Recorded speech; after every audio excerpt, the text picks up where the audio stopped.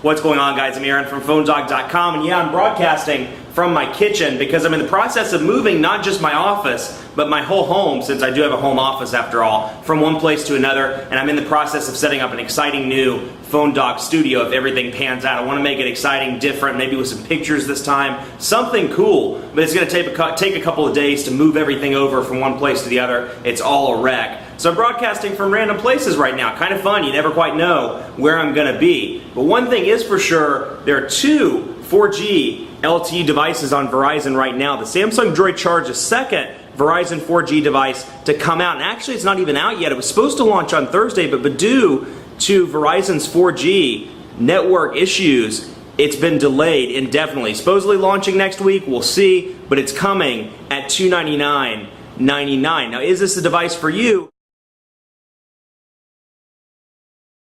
So back into the Android market, here it is. There's this carousel of apps up top. You know, I'm assuming popular apps that you can get to pretty quickly. Let's just take a look at Glimpse. Just for sake of taking a look, you can see a picture, install it, the description, you can enhance that, or bring it down rather. You can see screenshots if they're available, sharing, reviews, related, developer info, and more. So all in one convenient place for you, and then when you click free, it'll bring up those permissions that you're probably familiar with some of the other devices. So you know, very clean, easy to use, and it has cool features like, you know, that rival Apple's App Store, like the ability to do automatic app updating. Huge there, very different, and nice to have. Let's take a look. Actually, just got sidetracked thinking about this. Let's take a look at the widgets because that was another thing we didn't cover in the very beginning. Now you get the similar widgets that you're used to on most Galaxy S devices. Buddies Now, Daily Briefing, which is Samsung's, well, for lack of a better phrase, Daily Briefing. You can see data usage, dual clock. I've had too much coffee today. Can you tell I've had too much coffee today? I think I'm a little bit wired. But feeds and updates, Google Search, Google Voice, home screen, which Google Voice is something I've installed. But then the typical Google stuff that you're used to, with the exception of a few minor ones like Slacker Radio and TuneWiki, WeatherBug Clock, and more. So the big differences here that you'll see, the Daily Briefing application has created widgets. So these little separate widgets, these are all part of Daily Briefing. And when you click on any of them, it'll take you, bam, right into the Daily Briefing. And no network connection apparently. But you get the idea. It takes you right into the Daily Briefing so you can get an enhanced report of the weather. And, okay, there we are. We're back. And things like that. So it takes you right in. Easy access. Nice to have those widgets. So I actually don't have the Thunderbolt in this area. It's at my old place. It's in the process of being packed up at the moment. But, you know, Thunderbolt wise, I'd say this, you know, I'd have to go back and look at the dimensions because honestly, off the top of my head, I don't remember. This one feels a little bit thinner, but then again, it has more of a plastic feel to it. But then again, I think the design is a little bit more stealthy. So, you know, it's one of those. If you like your design, you know, go with the Charge. If you prefer, you know, kind of a meatier device, I'd say go with the Thunderbolt. Continuing along in the applications, we've got to check out the phone because a phone wouldn't be a phone without a phone, right? Right? Actually, I said that too fast. I'm like, yeah, right. Okay. So here's the keypad. You can see the typical color scheme that we've seen on the device so far. That, you know, like I said, espresso, gray, and orange. You can see the numeric pad, island key separated well, and then down here you have voice dialing, dial 511 pound or dial, and then messages, your call log, your favorites. Old Man Baker happens to be a favorite. He's a good guy. And then when you get into contacts, you have these tabs up here at the top: info, history, activities, and media. So we can go over to, let's just say info, for example. But if I had a Twitter page, or I had, you know, activities or history rather, Old Man Baker's called me 7 times. All 7 of those calls are going to appear in the history. So, you know, it's a good social, or it's a good aggregating contacts program. And, you know, even for social media, this device is quite good with built-in widgets like, and I'll find it for you, Buddies Now, which is kind of a social aggregation tool between the popular social networks and more. So, you know, it's a socially connected handset that does a good job. I can't say that it's as good as some of the others in the market, but I think the presentation with the colors, with the way it looks, with the iPhone-esque appeal, really makes it appeal to a broader demographic as opposed to something like, let's say, Moto Blur, something of that nature. It does have an 8 megapixel camera, and in my testing it's been great, both that and the 720p video recording as well. So let's take a look here and take a picture of the Droid Incredible 2, and let's do the autofocus here. Press and hold to autofocus. Bam. I mean, just a fantastic, and it's really accentuated by that Super AMOLED Plus display. I mean, it's just absolutely beautiful. And let's jump in here. So you can see, easy to read, colors look good, very clear.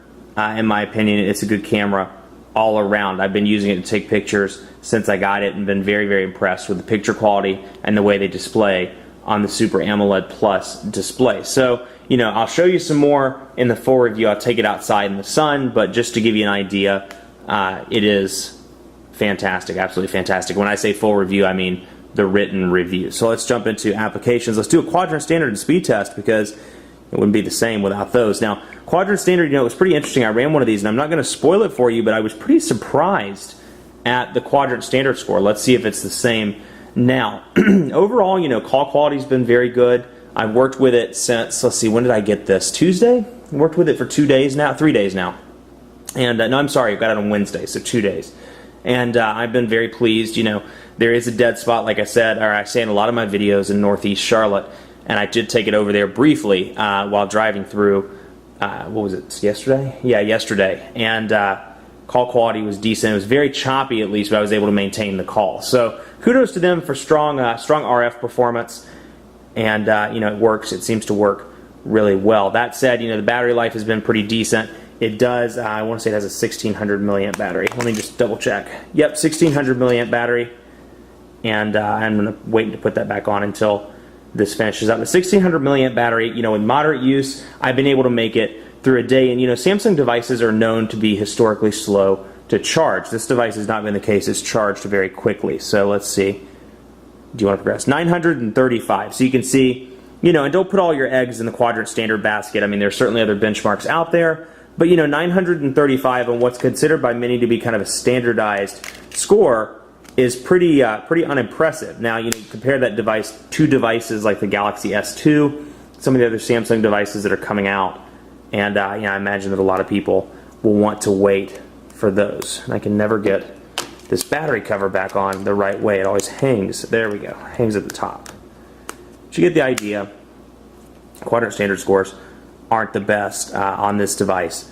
Hummingbird processor, and I've heard somewhere, I've heard from several people that it may be Samsung's file system with TouchWiz as well, so keep that in mind. Let's see here, network communication issues.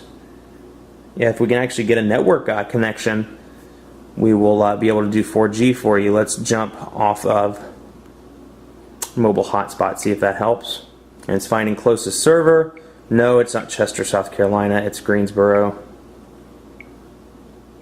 And begin test. Actually, Chester probably is closer, but I just don't want to use that server. So you can see when it works fantastically. I mean, I'm looking at download speeds of about 15 megabits per second. That's faster than my home internet connection by a pretty impressive number. 15.03 megabits per second. Upload 3.15. So when it's good, it's good. But when it cuts out, it just makes it impossible to work. And it really makes you think, am I going to spend money for this per month, plus mobile hotspot, when it's no longer free after May 15th? For a device that cuts in and out on a regular basis. I guess that's up to you, but if it were me, I couldn't do it. I just, I need more reliability than that. And to date, it's been kind of on and off. But you look at those download speeds, you look at those upload speeds, Verizon's really done a fantastic job with their LTE network. Certainly can't complain.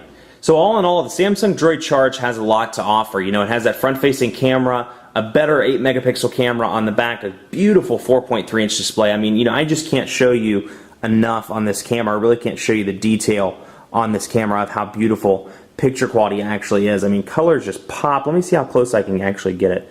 Colors are just absolutely gorgeous, and it's a wonderful display. Is it worth $299? I don't think so. But you see a device like the Thunderbolt, which I think is $249.99, and then you see other good devices, still 3G, but good devices like the Droid Incredible 2. And I would just say, either go with the Droid Incredible 2 or wait for something just a little bit better to come down the line. Not at all to say it's a bad device. It's very good, but and if it were $199, I'd be recommending it, at least on the hardware specs, alone, like hotcakes. But at $299, I think it's out of consumers' kind of magic price point. of $199 to $249, and I think it's going to cause a burden for Samsung long term. Obviously, Verizon didn't think so because they purchased a bunch of these devices from Samsung, but we'll see how it goes long term. Keep it locked on PhoneDog.com for continuing coverage of Samsung Droid Charge, the Droid Incredible 2, and more on the site. We'll have dogfights and more next week. Next week is BlackBerry World, but I'm going to take some phones with me. I'm going to try to do those in the hotel rooms at night, so keep it locked on the site for those videos. Be sure to like us on Facebook as well, facebook.com/PhoneDog. We're giving away a ton of iPad 2s, Google Nexus S, Motorola Atrix 4G, T-Mobile MyTouch 4G, and some new smartphones in the coming days. So keep it locked on the Facebook page. Like us, enter our sweepstakes, facebook.com/PhoneDog. Ask me any questions on this device as well. Follow me on Twitter at PhoneDog_Aaron. And let me know. Let me know if you're going to buy one, if you're going to hold off, if you're going to go with the Bionic or something else with a dual-core processor, or you think this is the device for you. Let me know. Shoot me a message, PhoneDog_Aaron. Thanks so much for watching. Have a great weekend, and we'll see you next time.